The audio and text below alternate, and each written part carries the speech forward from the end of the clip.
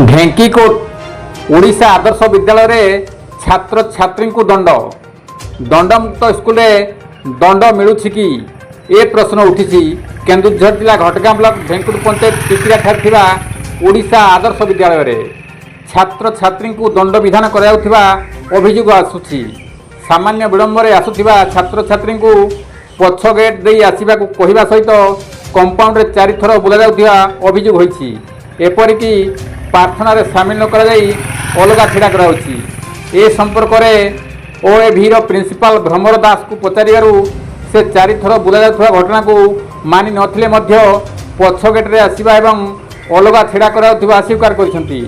तेबे शनिवार दिन अनेक छात्र छात्री को विलंब पई दंड विधान स्वरूप 4 थर बुला जाइथिबा घटना पचारि बुझी कहिबे बोली प्रकाश करिसंती।